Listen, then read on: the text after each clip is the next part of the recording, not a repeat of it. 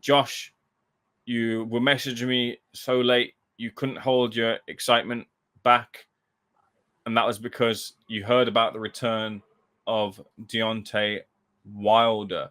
The heavy hitting bronze bomber is returning to the heavyweight division.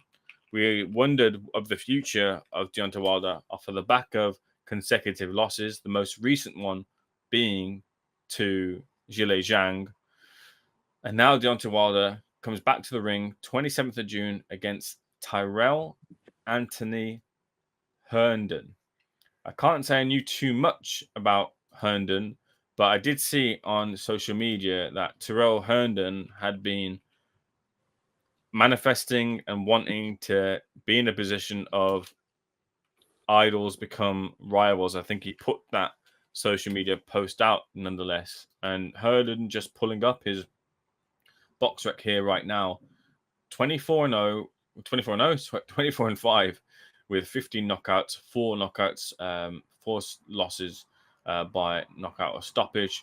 His last stoppage defeat was against Richard Torres Jr. in 2023, and has since racked up a couple of wins in Colombia and in America, and has now found himself in a position against Deontay Wilder.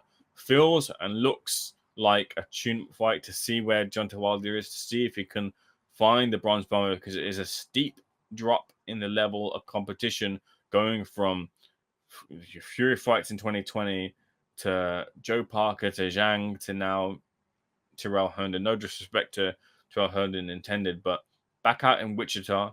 Last heard of Wichita in a famous White Stripes song, Seven Nation Army. But are you excited by the return of Deontay Wilder, Josh, against Herndon?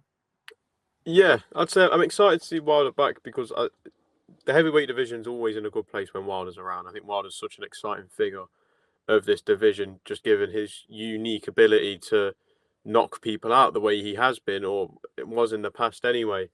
And I think fights like these are perfect. I speak to Javier Miller quite often, and he's someone who has given probably the best take I've heard on it in saying there's no shame in Wilder going and taking maybe 2 or 3 of these types of fights to gauge where he really is. We're not going to find out a lot about what Wilder's got left based off one fight. It'd be stupid to watch this one fight in June and go, yeah, Wilder's back. Let's gun for these big fights again. Give him a couple of these. Give him another one maybe in September. Let's have him spend the rest of 2025 in these easier fights. Look at 2026, and that's when you give it that one final big run if that's what they want to do. At 39 years old now, time is against him. There's not a lot of time left in this career of Deontay Wilder. Looking at his box record, he's had 48 fights now. There's not much left to do. He's held that heavyweight title, but there's nothing wrong with going for it again. And hopefully, he can find himself again. He can find that the real bronze bomber, not the bronze bomber that we've seen as of late, who looked gun shy. He has looked very gun shy as of late in a lot of in his fights with Parker and Zhang. We need to get that Wilder again, where he's not scared to let that right hand go and detonate that bomb. So hopefully we can see a bit of that vintage bronze bomber in June. But yeah, excited for the return. And it would just be interesting to see what he really has in that tank now at 39 years old and 48 fights deep into his career. Yeah, I mean, it goes a little bit further than just what is left in the tank for Deontay Wilder, not just in the physical sense, but it's more the mental aspect with Deontay Wilder, because it's not just it's the concept of this fighter might have lost it and then them reaching and getting it back, but more that he taken himself out to, I guess, one of these undisclosed locations where you can take ayahuasca, I believe it is. And from what I've seen and what I've heard about ayahuasca, which is limited, maybe you guys in the chat know a little bit more than I do, or people listening to this back, let me know in the comments as well too about it. But I believe it's supposed to change your way of thinking, or really be a real life-changing experience, and one that I think they go as far as to say like remove ego or take you on a path where they say the experiences last for days and days in your mind, but really you're living hours, which is just a crazy even thing to comprehend there. But off of the back of those kind of life-changing experiences and moments on a spiritual and mental aspect, how then do you factor yourself walking back in the shoes of the life you led previously? And I wonder if that's the battle that Deontay Wilder is uh, facing right now.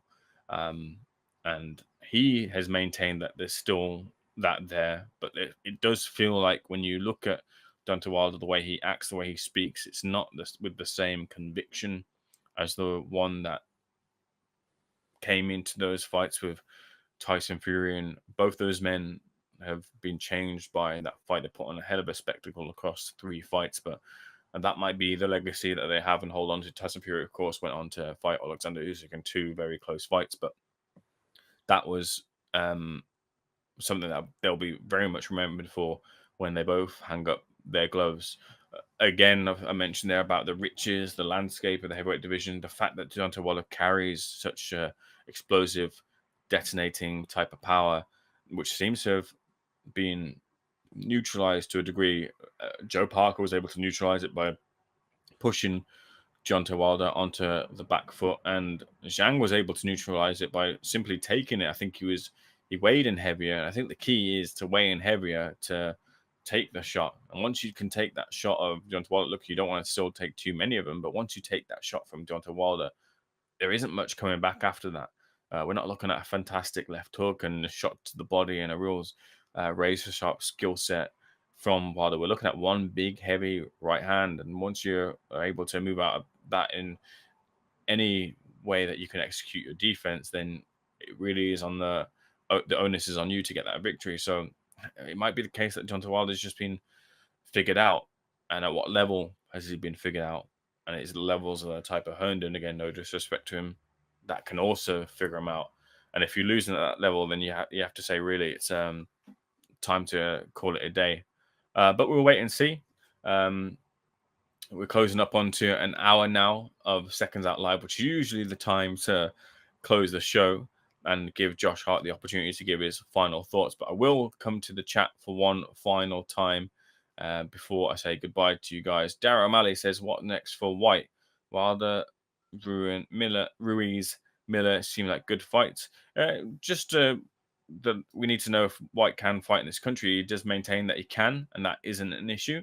But we haven't seen him do that yet. So we'll see what is the return for Dillian Whyte. I would have thought that Dillian Whyte, and if Fraser Clark racks up a win or two, Dillian Whyte and Fraser Clark would be a good fight. He'd never fight Fabio Wardley because they're stablemates, but that sort of level of fight I think would be good. Big Gun says, I give Dell a chance because he's going to charge forward and swing.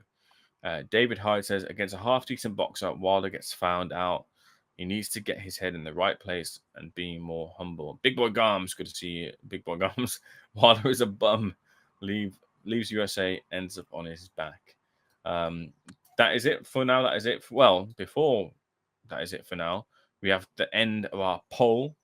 So, Modfather Vinny, if you could close at the poll and we can get the final results as to who the Seconds Out listeners have picked as their choice for Daniel Dubois versus Derek Chisora.